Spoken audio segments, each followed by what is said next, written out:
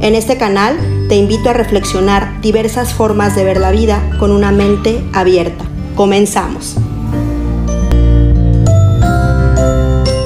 Capítulo 5, 1995.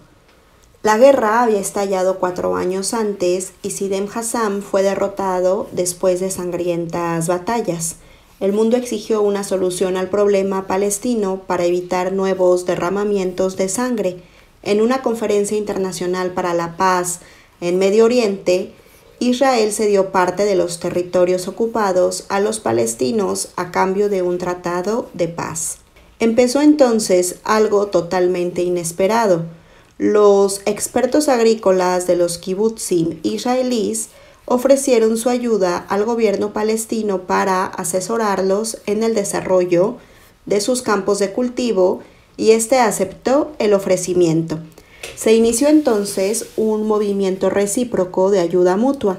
Los palestinos reconocieron que los miembros de las granjas colectivas israelíes nada habían tenido que ver con la política de discriminación que Israel había ejercido en los territorios ocupados.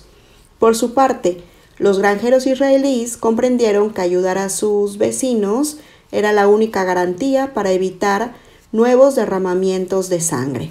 Mientras tanto, y en el otro extremo del mundo, las economías de Canadá y de México habían sido arruinadas por el Tratado de Libre Comercio que habían establecido con los Estados Unidos. Este último país había invadido a sus vecinos con productos que ninguno de los fabricantes locales podían igualar ni en el precio ni en la calidad.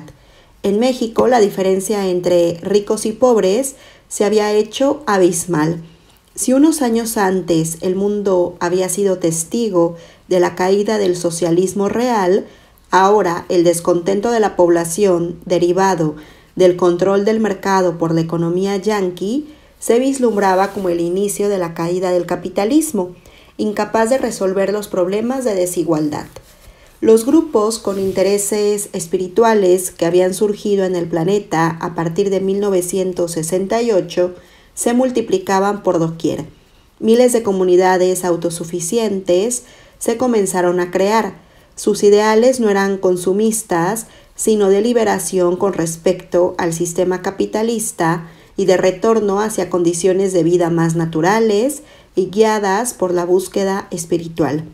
En este sentido, y en México, una extraña pero poderosa afinidad entre los lamas del Tíbet y los mexicanos se manifestaba en múltiples contactos. El más espectacular había reunido a 50,000 personas en las pirámides de Teotihuacán con lamas del monasterio de Ganden a principios de los 90. En una visita al recinto en donde se guardaba la imagen original de la Virgen de Guadalupe, los lamas se percataron del poder que la deidad tutelar de México tenía y reactivaron el pacto que habían establecido con ella 500 años antes.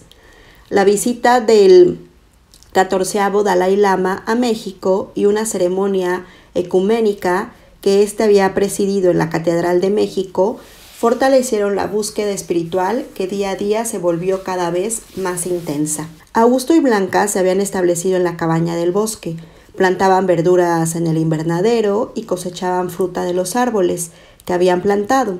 Poseían 2 vacas y un gallinero, abasteciéndose así de leche fresca y huevos. Augusto seguía trabajando en la universidad y continuaba con sus experimentos dirigidos a la construcción de un prototipo capaz de extraer energía directamente de la latiz del espacio. La investigación estaba dando sus primeros frutos y en un congreso internacional se presentaron los resultados iniciales. Augusto estaba decidido a ofrecer su invención a quien la quisiera desarrollar sin pedir a cambio derechos o condiciones del patente. En cambio, Niccolò Barbius Janio III se preparaba para la primera demostración del motor que había logrado desarrollar. Todas las patentes estaban registradas y la invención protegida por abogados y juristas expertos en las leyes internacionales de derecho de autor. Para la demostración había invitado a grandes industriales a quienes pretendía vender su producto a cambio de cuantiosos porcentajes de las ganancias que obtendrían con su aplicación. Los coreanos, por su parte, habían decidido utilizar el motor que también desarrollaban en la construcción de automóviles y también estaban preparándose para una demostración de su primer prototipo, un vehículo impulsado con un sistema de captación directa de energía del ala TIS. Augusto se encontraba en gran desventaja con respecto a la corporación de Nikola y los industriales coreanos. La universidad apenas si lo apoyaba y los materiales que disponía eran insuficientes para asegurar el éxito de su proyecto. Había intentado convencer al gobierno de su país para establecer un instituto especialmente dedicado a la experimentación y fabricación de un prototipo, pero no lo había logrado. Utilizando su inventiva y creatividad, buscaba soluciones que no requirieran de materiales caros y en parte lo había conseguido, pero el principal problema seguía siendo el contar con un superconductor de temperatura ambiente. En la universidad existía un departamento dedicado al estudio y desarrollo de superconductores. Se había asociado con él y juntos trataban de resolver el problema. El prototipo de Augusto utilizaba como parte indispensable el cerebro humano, el que debía interconectarse con un sistema de focalización de curvaturas del ala TIS, integrado por esferas cargadas eléctricamente y campos magnéticos complejos situados en una estructura tridimensional.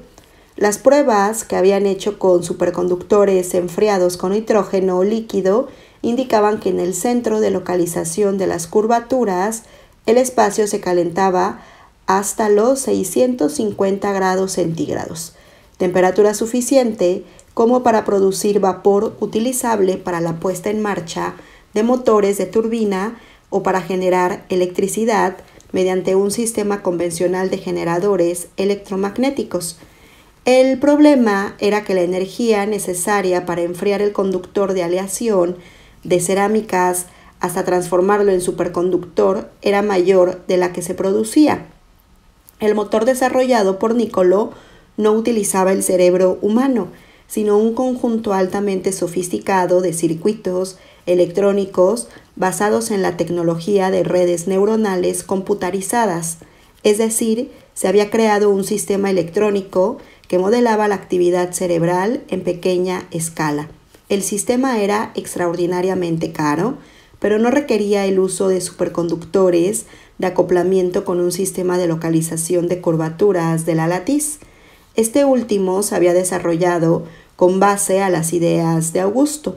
Solamente un consorcio transnacional podía disponer de los recursos económicos para construir la red neuronal, por ello el prototipo. Los turistas extranjeros que visitaban el país se asombraban por su vitalidad artística y artesanal y experimentaban una sensación de incremento de energía en sus cuerpos que atribuían al sol o al clima, pero que en realidad se asociaba con un despertar masivo de una conciencia nueva. Capítulo 6, 2025. A los 75 años de edad, Augusto empezó a perder la vista. Blanca había fallecido 5 años antes y a partir de ese momento él dejó de tener interés por la ciencia. Su hija mayor lo cuidaba mientras se sentaba durante horas inmóvil y pensativo a rememorar todo lo que había vivido. Le habían otorgado el premio Nobel un año antes de la muerte de su esposa en reconocimiento por su trabajo con la ala TIS. Todavía recordaba su discurso de aceptación. En él había hecho un análisis de la historia de su descubrimiento desde la idea inicial hasta su aplicación a nivel generalizado.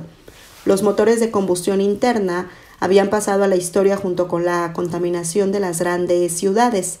En el año 2002 se había logrado construir un superconductor de temperatura ambiente y eso le permitió diseñar el primer motor económico, el cual fue adoptado universalmente para equipar autotransportes y aviones. Los adelantos de la electrónica hicieron a las redes neuronales computarizadas accesibles para su utilización en pequeñas industrias y para generar energía en las comunidades autosuficientes que para ese entonces sumaban decenas de miles. Pero los verdaderos adelantos se habían desarrollado en las 2 últimas décadas.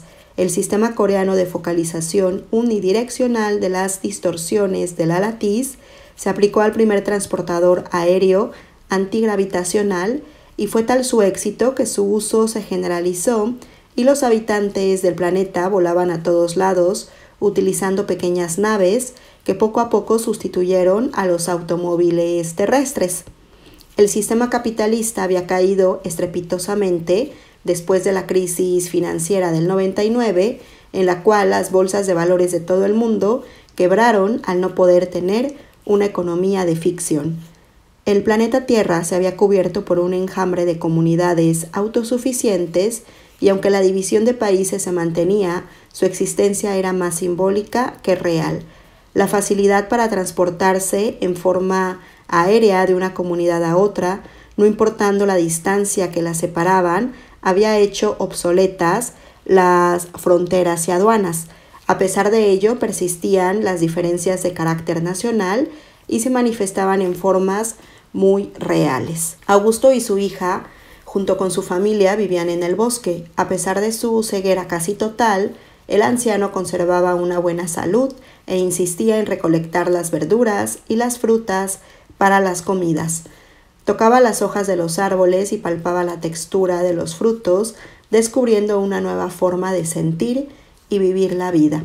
En ocasiones caminaba por el bosque ayudado de su perro, quien lo guiaba y se abrazaba al tronco de los árboles, sintiendo su energía y presencia. Escuchaba el sonido del viento y el canto de los pájaros y parecía ser capaz de entender el lenguaje secreto de los insectos. Lo venían a visitar cientos de personas, desde jóvenes, adolescentes, ávidos de conocer al gran científico, hasta ancianos dirigentes de comunidades que solicitaban una audiencia para plantearle problemas y pedirle asesoría. La hija de Augusto tenía instrucciones precisas para recibir a los visitantes y escoger de entre todos solamente a quienes demostraran estar a la altura intelectual y humana de su padre. 3.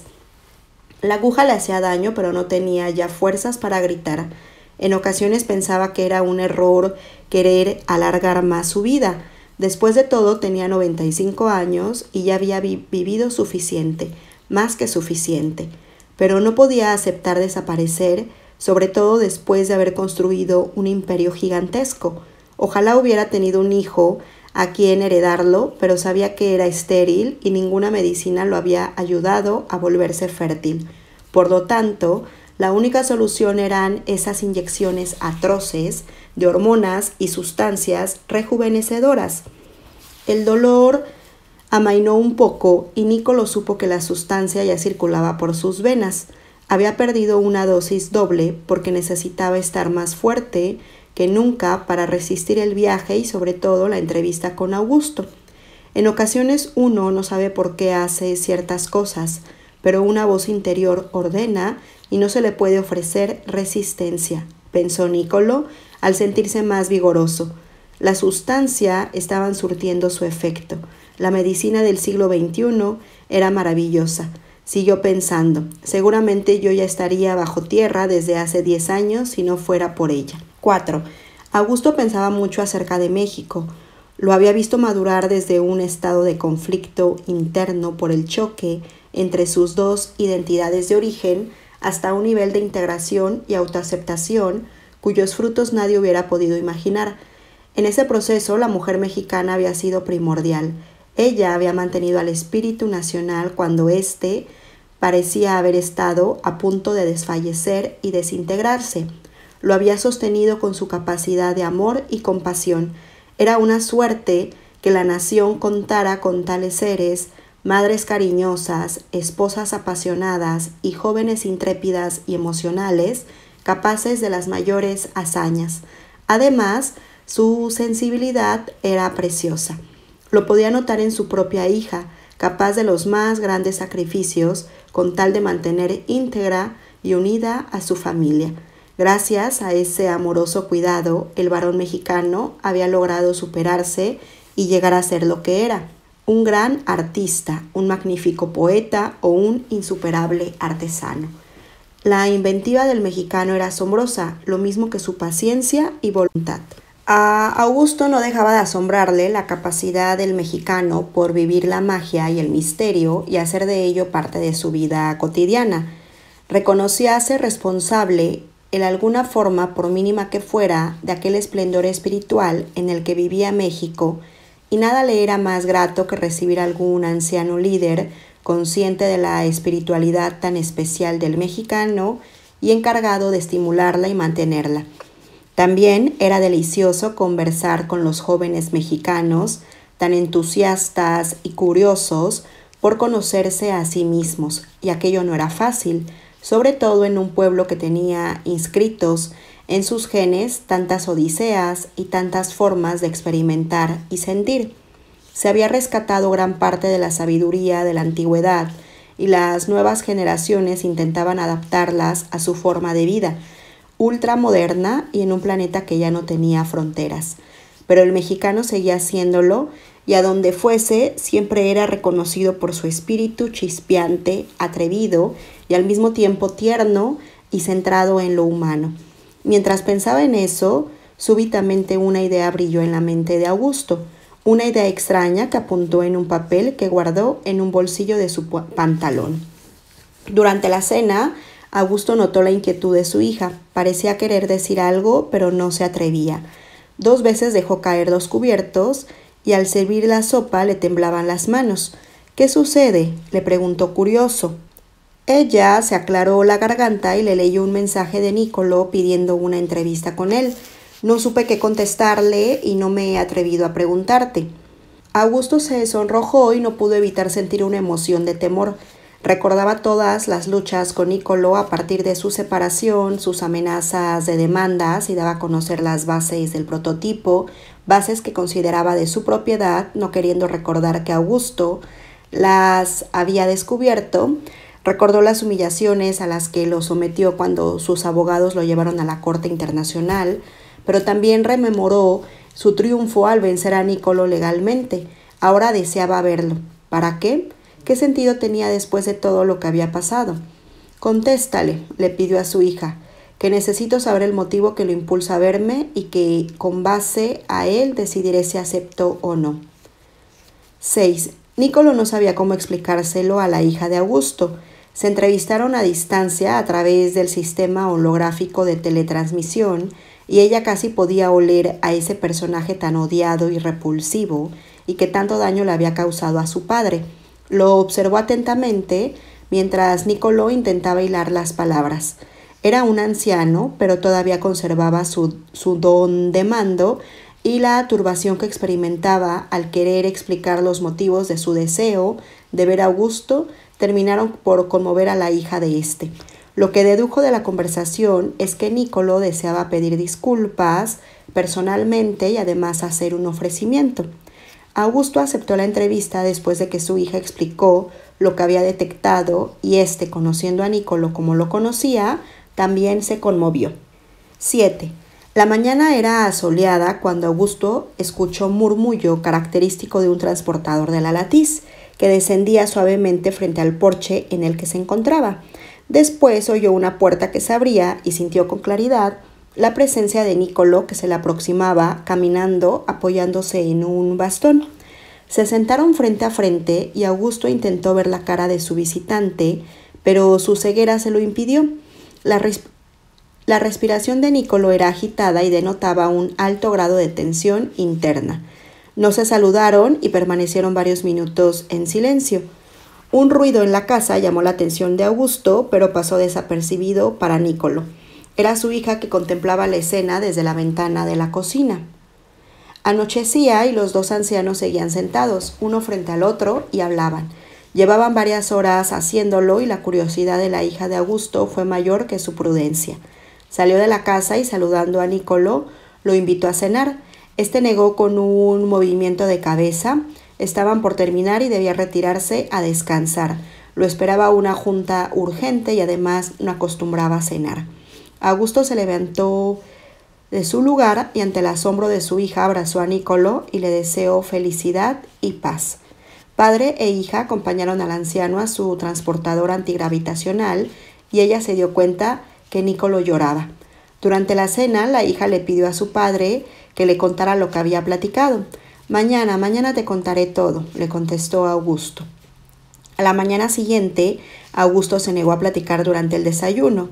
En la madrugada había ido al invernadero a cosechar verduras y preparado con ellas una ensalada deliciosa que ahora saboreaban. Cuéntame, por favor, le pidió su hija, pero Augusto negó con la cabeza. No, aquí, le dijo misteriosamente. Caminaremos por el bosque y te lo contaré allí. Augusto había insistido en caminar en dirección a una cueva. Entraron en ella y se sentaron uno al lado del otro mientras su perro se acomodó plácidamente frente a los dos.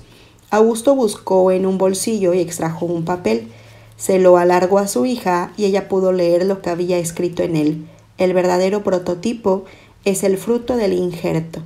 Augusto esperó algún comentario y al no recibirlo, suspiró desencantado. Si tú no lo entiendes, imagínate al pobre de Niccolò cuando lo leyó. La hija de Augusto empeñó a trenzarse su largo cabello.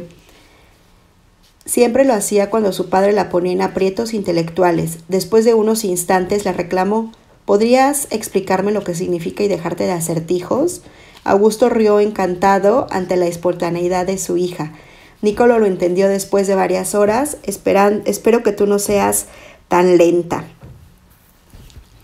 Con voz pausada y tranquila, Augusto recapituló la historia de México. Hace más de 5 siglos surgió en este país un nuevo ser humano, producto de la unión de 2 razas. Fue uno de los acontecimientos más espectaculares de la historia de la humanidad, la creación de una nueva raza. Fue en realidad un injerto hecho en la sangre indígena, pero con tal brusquedad y falta de cuidado que la herida provocada se ha tardado más de 500 años en sanar y florecer. El mexicano actual, con toda su belleza y espiritualidad, es el verdadero prototipo. ¿Ahora entiendes? Claro, contestó ella, eso es obvio, pero de eso hablaron horas enteras Niccolò y tú. Para ti es obvio, sonrió Augusto, porque tú eres una de las flores, pero para Niccolò resultó una revelación complicada y demasiado sutil para su mente tan racional y apegada a lo utilitario, pero al final lo comprendió. Lo que hicimos con el prototipo del motor de la Latiz fue un juego de niños comparado con el verdadero prototipo. ¿Pero qué es lo que te quería decir Niccolò?, preguntó ella con curiosidad. Me dijo que estaba insatisfecho con su vida, que no se sentía feliz a pesar de haber logrado todo lo que soñó, que no era suficiente o que había errado el camino. Eso es extraordinario, admitió ella entusiasmada. ¿Y tú qué le dijiste? Le dije que no había sabido encontrar lo que verdaderamente importa en la vida, pero que él no tenía la culpa, era su cultura que así lo había educado. Entonces le expliqué lo que sucedía en México y la suerte que había tenido yo de nacer aquí, porque mi cultura sí me enseñó lo que verdaderamente importaba. ¿Y qué te contestó? Me pidió que se lo explicara y yo traté más que pude y al final no supe si lo había entendido o no. Yo lo vi llorar, padre. Cuando se subió a su transportador estaba en lágrimas. Entonces algo entendió, y si no lo hizo con su razón, su corazón captó el mensaje. También me hizo un ofrecimiento, algo verdaderamente inesperado y maravilloso. Continuó Augusto haciendo una pausa para activar la curiosidad de su hija. ¿Y qué te ofreció?, preguntó ella dándole una palmada traviesa por tenerla tan obligada. Augusto rió como un niño antes de contestarle. Me pidió que me encargara de la corporación a su muerte. ¿Qué? ¿Eso te ofreció? ¿Y tú qué le contestaste?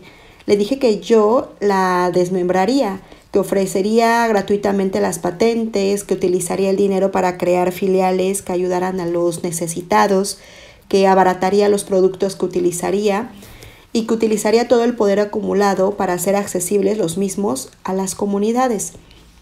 ¿Y el que te contestó? Refunfuñó como siempre y después de pensarlo un rato me dijo que en ese caso él se encargaría de hacer todo eso y que si yo tenía razón encontraría la paz y la felicidad y si no, que me esperaría en el infierno para desintegrar lo que quedaba de mí. Callados y tomados de la mano, Augusto y su hija regresaron a su casa.